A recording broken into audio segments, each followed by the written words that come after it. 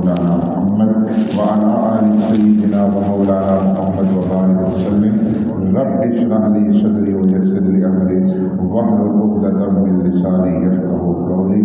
رجب المرجب کا مہینہ شروع ہو چکا ہے اور اسلامی سال کا یہ 7واں مہینہ ہے۔ جناب محمد رسول اللہ صلی اللہ علیہ وسلم جب یہ مہینہ شروع ہو جاتا تو نبی علیہ السلام کے زبان مبارک پر ایک دعا جاری ہو جاتی اور یہ تعلیم دراصل امت کو دینا کہ ایک عظیم مہینہ آنے والا ہے، اس کے لیے آپ ابھی سے دعا وغیرہ شروع کر دو، تیاری شروع کر دو۔ نبی علیہ السلام کو دعا پڑھا کرتے تھے۔ دعا کیا تھی؟ اللہم بارک لنا فی رجب و شعبان، مولا رجب کے مہینے کی برکتیں بھی ہمیں نصیب فرما، شعبان کے مہینے کی برکتیں بھی ہمیں نصیب فرما، ہمیں عافیت کے ساتھ، سلامتی کے ساتھ، خیر کے ساتھ اللہ رمضان کا مہینہ نصیب فرما۔ کیونکہ یہ جو دعائیں اس لیے مانگی جا رہی ہیں، حضور رمضان کا، حضور صلی اللہ علیہ وسلم رمضان کی اہمیت بٹھانا چاہ رہے ہیں کہ جس طرح ایک بندہ فصل اگانے سے پہلے وہ زمین کو تیار کرتا ہے، پھر بیج ڈالتا ہے، جب وقت آتا ہے کاٹنے کا تو بہترین فصل تیار ہوتی ہے۔ تو حضور فرماتے ہیں وہ اعمال کا مہینہ ہے، اس سے پہلے اپنے آپ کو ٹھیک کر لو، اپنے آپ کی تیاری کر لو، سارے معاملات درست کر لو۔ ہونا تو سب مہینوں میں ایسے انسان کو چاہیے کہ جب بھی اللہ کی طرف بلاوا آئے کہ اللہ کہے اب آ جاؤ، تو انسان کی زبان پر فوراً کلمہ چل جائے۔ تو یہ مہینہ رجب المرجب کا اس تاریخ کے حوالے سے بے شمار واقعات مقدار ہوئے۔ اس مہینے میں ہمارے بے شمار بزرگ، اس مہینے میں ان کا انتقال ہوا۔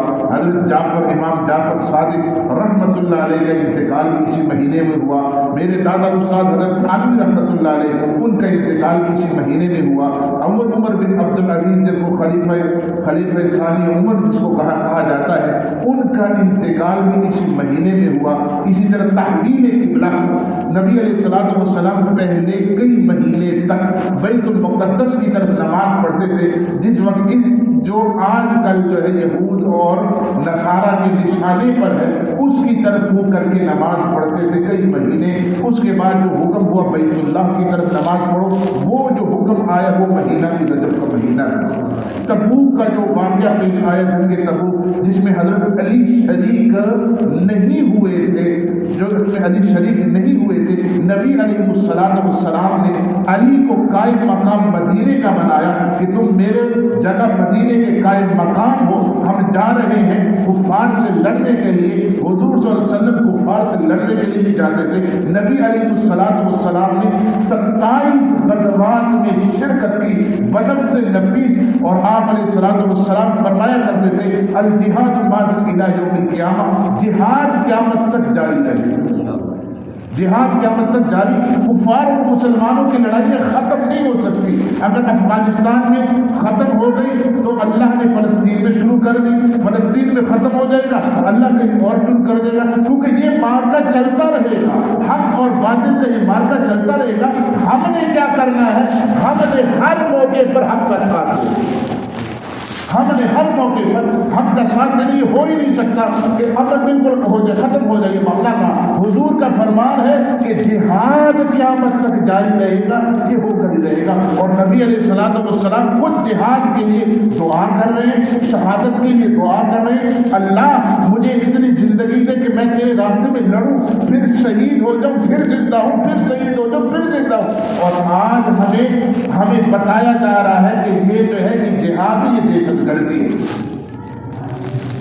جب یہ تازہ مسئلہ اٹھا، کہا کہ یہ جو ہے نا اسپیکر وغیرہ یہ چیزیں بند کر لو، دوسری چیزوں کے لیے آزاد ہے، لیکن حق بولنا اس پر پابندی لگ جاتی ہے۔ اور جو بھی حق بیان، اس لیے تو حق بیان نہیں ہو رہا، اس لیے تو کہیں بھی حق بیان نہیں، جو حق بیان کرتا وہ کیا، جو حق بیان کرتا ہے وہ کیا۔ تو نبی علیہ السلام نے 27 غزوات میں شرکت کی۔ حضرت علی رضی اللہ تعالیٰ عنہ ان کے ساتھ 26 میں شریک تھے۔ تبوک میں آپ شریک نہیں تھے۔ یہ تبوک جو ہے یہ بدر میں ہوا۔ حضرت معاویہ رضی اللہ تعالیٰ عنہ کی وفات بھی کس میں ہوئی؟ اسی مہینے میں ہوئی۔ حضرت علی رضی اللہ تعالیٰ کی ولادت بھی اسی مہینے میں ہوئی. آج تھوڑا سا صرف ذکر کرنا ہے حضرت علی رضی اللہ تعالیٰ کے حوالے سے، کیونکہ بہت ہی بڑے صحابی ہیں، عام شخصیت نہیں ہے. حضرت علی رضی اللہ تعالیٰ وہ صحابی ہیں جس کو دیکھ کر حضور روئے، جس کو دیکھ کر نبی علیہ الصلوۃ والسلام روئے. آپ علیہ الصلوۃ والسلام کی یہ چچازاد بھائی تھے. ان کے والد کا نام جو معروف مشہور ہے، جو ہم سنتے آ رہے ہیں، ابو طالب، لیکن اصل نام ان کا عبد مناف عمران بھی، بعض لوگوں نے کہا کہ ان کا نام عمران بھی تھا. ان کی والدہ کا نام فاطمہ بنت اسد. نبی علیہ الصلوۃ والسلام فرماتے ہیں کہ ابو طالب کے جانے کے بعد جتنا خیال میرے تذکیے رکھا کسی نے نہیں رکھا. وہ فرماتے ہیں کہ میرے اور بھائی، ایک کا نام طالب تھا، ایک کا نام عقیل تھا، ایک کا نام جابر تھا، اور ایک علی ہے. عجیب شان یہ ہے کہ یہ سارے بھائیوں میں 10 سال کا وقفہ ہے. ہر بھائی دوسرے بھائی سے 10 سال بڑا ہے. علی سے 10 سال بڑے جعفر ہے، جعفر سے 10 سال بڑے عقیل ہے، عقیل سے 10 سال بڑے طالب.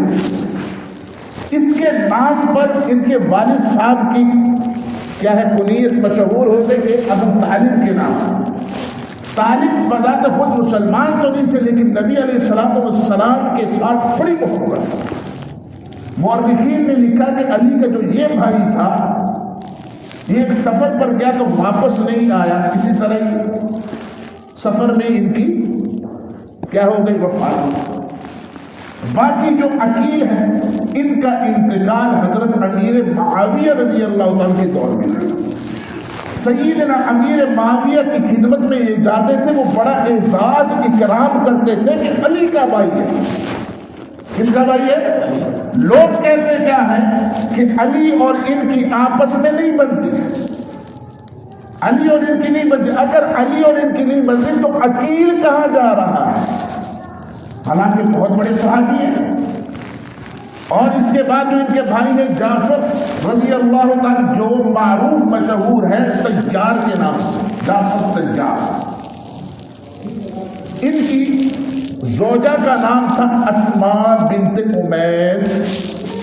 آج تھوڑی سی رشتہ داریاں آپ کو صحابہ اور اہل بیت کی بھی بتانا چاہ رہا ہوں، کیونکہ میڈیا کا دور ہے. آپ میڈیا پر کیا غلاظتیں سن رہے ہیں وہ سب جانتا ہے، ہر بندہ جانتا ہے.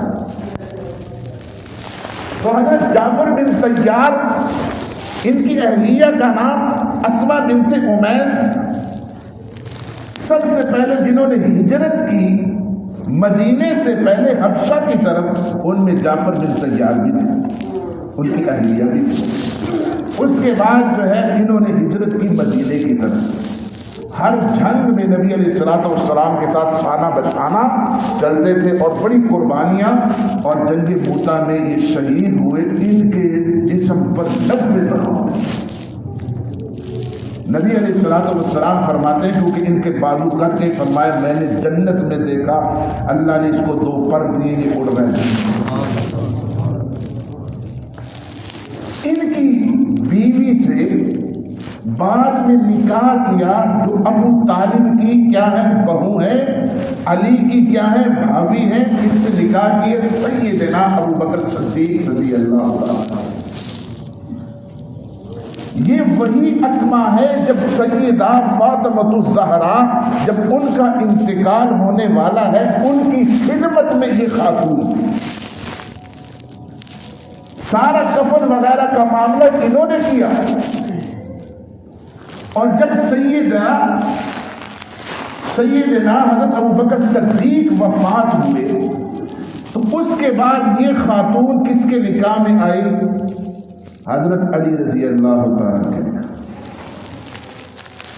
اگر علیہ باللہ یہ مسلمان نہ ہوتے تو یہ رشتہ داریاں ہوتی، یہ معاملے چلتے. تو بات چل رہی تھی حضرت علی رضی اللہ تعالیٰ عنہ کی والدہ بڑی خدمت گزار تھی، مدینے میں ان کا انتقال ہوا، جناب رسول اللہ صلی اللہ علیہ وسلم نے سارا کفن دفن کا سارا انتظام خود کیا ہے، فرمایا اس لیے کہ اس کے میرے اوپر بڑے احسانات ہیں، آپ ان کی قبر میں اترے اور لیٹے ہیں ان کی قبر میں، ان کی قبر میں لیتے ہیں کہ علی کی اماں کے میرے اوپر بڑے احسانات۔ اور حضور نے یہ سبق بھی ہمیں دیا کہ اپنے محسن کو بلاؤ مت، اپنے محسن کو بلاؤ مت۔ آپ علیہ السلام نے اپنا کرتا اتار کر ان کو بطور کفن کے دیا۔ حضور فرماتے ہیں جب ہم چھوٹے ہوتے تھے، دادا جی وفات ہو گئے تو ان کی جب پرورش میں تھے تو یہ خاتون کیا کرتی تھی، جب کھانے کے لیے بلاتی تھی، سارے میرے بھائی بھی، یہ علی وغیرہ بھی ساتھ ہوتے تھے، تو یہ خاتون تھوڑا سا کھانا بچا کر سائڈ پہ رکھ دیتی کہ کبھی محمد کو بھوک لگے کہ یہ کھانا اس کو پیش کرے، یہ خدمت کر رہے ہیں۔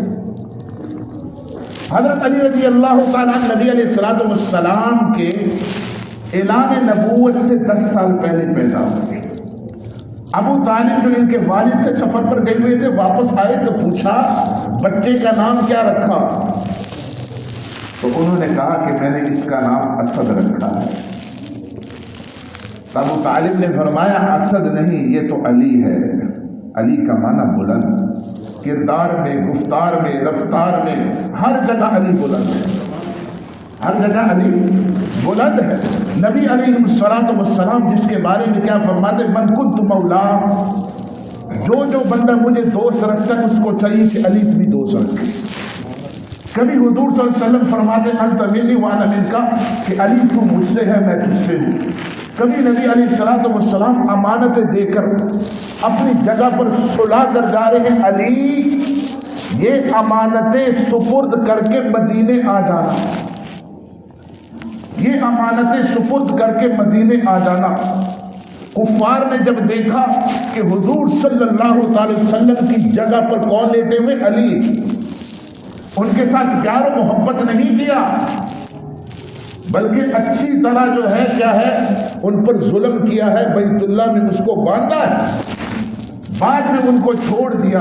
وہ 3 دن تک امانتیں دیتے رہی، پھر چھپتے چھپاتے نبی علیہ السلام کے پیچھے، اس وقت نبی علیہ السلام کوبا میں تشریف فرماتے، کوبا میں پہنچے۔ نبی علیہ السلام کو معلوم ہوا علی تشریف لے آئے، آپ نے پیغام بھیجا جاؤ علی کو کہو آ جاؤ، لیکن نبی علیہ السلام کو بتایا گیا کہ علی چل نہیں سکتے کیونکہ ان کے پاؤں میں بڑی تکلیف ہے، اور جو ہے ان کے پاؤں بڑے جو ہے زخمی ہو چکے ہیں، کیونکہ پیدل چلنا ہے، پہاڑی علاقہ ہے، ریگستانی علاقہ ہے، بھاگنا ہے، دوڑنا ہے، کانٹے لگ رہے ہیں، کیا کچھ لگ رہا ہے، یہ کس لیے ہو رہا ہے، حضور کے لیے ہو رہا ہے، اسلام کے لیے ہو رہا ہے۔ نبی علیہ السلام نے فرمایا علی کو کچھ مت کہنا، میں خود چلے جاتا ہوں علی کے پاس۔ نبی علیہ السلام علی کے پاس گئے اور علی سے ملے، رو پڑ رہے ہیں، آپ کی حالت وغیرہ دیکھ کر آپ نے اپنا لعاب، حضرت علی فرماتے حضور نے اپنا لعاب میرے قدموں پر، میرے پاؤں پر لگایا، اس کے بعد میرے پاؤں کو کبھی تکلیف اس میں پیدا نہیں ہوئی۔ یہ وہی علی ہے جس کے نکاح میں سیدہ فاطمہ الزہرا جو ہے آئی ہے نکاح میں۔ مختصر سا ان کا جو ہے نکاح کا آپ کے سامنے کر دیتا ہوں۔ حضرت فاطمہ رضی اللہ تعالی عنہا، روایات میں آتا ہے کہ ان کی عمر 15 سال تھی، سیدنا علی رضی اللہ تعالی عنہ کی عمر 21 سال۔ تو ہمیں بھی چاہیے کہ نکاح کیا کرنے چاہیے، جلدی کرنی چاہیے۔ نبی علیہ السلام کا فرمان ہے کہ جس کو اللہ اولاد دے دے وہ بالغ ہو جائے فوراً نکاح کر دو، فوراً نکاح کر دو۔ فرمایا اگر نکاح نہیں کرو گے، جوڑا مل گیا نکاح نہیں کرو گے، وہ جو کچھ بھی کرے گا، اب جو گناہ کرے گا اس کا وبال والدین پر ہوگا۔ ایک روایت میں آتا ہے کہ نبی علیہ السلام فرماتے ہیں میں نے تورات میں پڑھا کہ تورات میں ہے کہ بچی جب 12 سال کی ہو جائے، 12 سال کی اس کا نکاح کر دو۔ بچی جب 12 سال کی ہو جائے نکاح کر دو۔ اگر نکاح نہیں کرتے اس کے بعد وہ جو کچھ کرے گا، وہ بچی جو کچھ کرے گی اس کا وبال کس پر ہوگا؟ اس والدین پر ہوگا۔ آج سب سے زیادہ پریشان کس وجہ سے ہے؟ نکاح کی وجہ سے۔ نکاح کی وجہ سے ہمارے پاس لوگ آتے ہیں دعا کریں، میں سب سے پہلے یہ پوچھتا ہوں فقیر حسین صاحب سب سے پہلے میرا سوال یہ ہوتا ہے، کیا سوال ہوتا ہے؟ سوال یہ ہوتا ہے کہ کہتے قاری صاحب ہمیں دیکھ کر ریجیکٹ کر لیتے، اتنے رشتے آتے لیکن سارے ریجیکٹ کر لیتے. میں انہیں صرف یہ کہتا ہوں کہ آپ نے بھی کسی کو ریجیکٹ کیا؟ کہتے ہیں ہاں وہ ہمارے معیار کا نہیں. میں نے کہا آپ بھی اس کے معیار کے نہیں. نبی علیہ الصلوۃ والسلام کا جب نکاح ہو رہا ہے صحابہ کرام ان چیزوں کو نہیں دیکھتے تھے. مال کتنا ہے، عورت پیچھے سے لے کر کیا آئے گی، مرد کیا کر رہا ہے، اس کا مستقبل کیا ہوگا.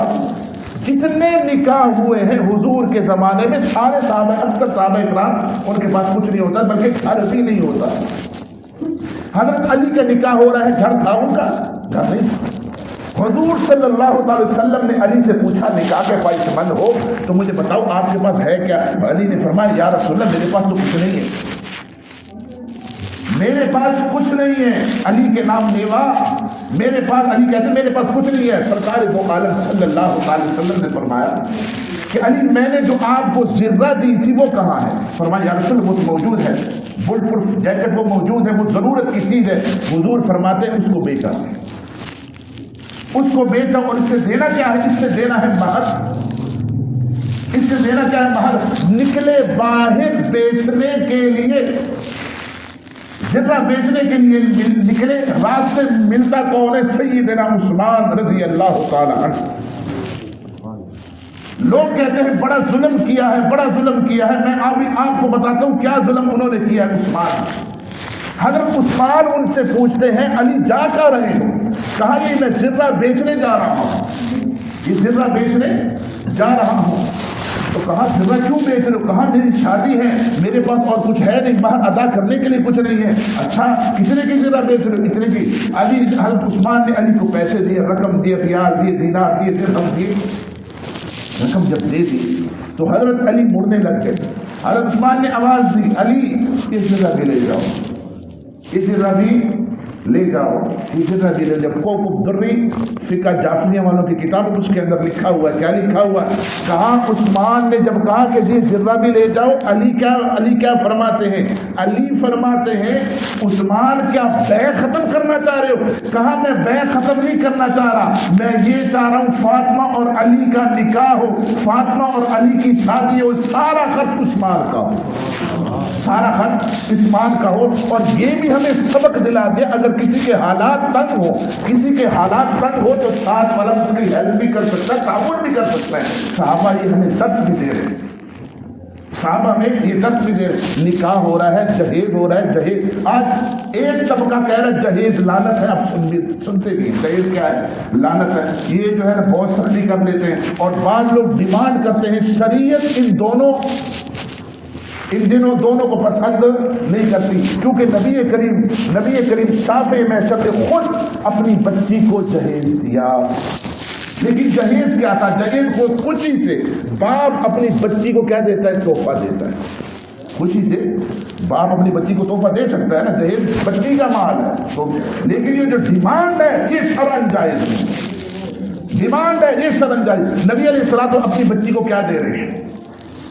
ایک چرپائی، ایک چادر، ایک تکیہ جس کے اندر کھجور کی جو ہے شاخیں اس میں بھری ہوئی ہیں، ایک مشکیزہ، 2 مٹکے اور ایک چکی پیسنے والا آٹا پیسنے والی چکی. یہ کیا ہے؟ یہ جہیز کا.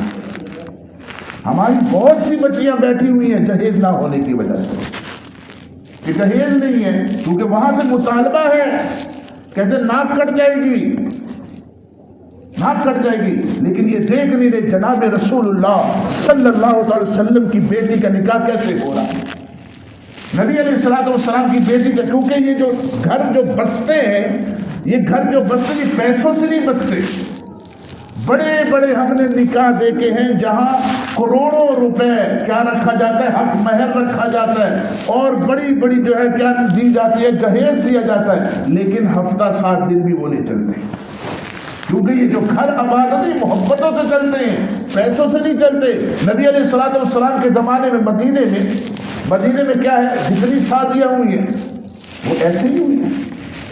عورت کو پتہ ہے جس خامن کے پاس میں جا رہی ہوں اس کے پاس کچھ نہیں ہے، کنگال ہے. اور خامن آپس کو پتہ جو عورت آ رہی ہے اس کے پاس کچھ نہیں ہے، بالکل کنگال ہے، لیکن ان کی آپ زندگی دیکھیں، پرسکون زندگی. یہاں عورت سامان بھی لے کر آ رہی ہے، بچے بننے کے بعد بھی بڑا سامان ہے، اس کے باوجود بے چین، بے سکون اور لڑائیاں جھگڑے، کیونکہ ان کی زندگی کے اندر حضور کی زندگی نہیں ہے. اما عائشہ کیا فرماتی ہیں؟ فرماتی ہیں حضرت فاطمہ سے بہتر میں نے نکاح کسی کا نہیں دیکھا، ان سے بہترین شادی میں نے کسی کے نہیں دیکھی، ان سے بہترین شادی کسی نے کی نہیں دیکھی. اور کئی دن فاقے گھر میں چل رہے، کئی دن فاقے گھر میں چل رہے. حضرت علی رضی اللہ تعالیٰ فرماتے ہیں کہ ایک دن فاقہ ہے گھر میں، میں باہر نکلا تو میں نے ایک دیکھا درہم پڑا ہوا ہے زمین پر.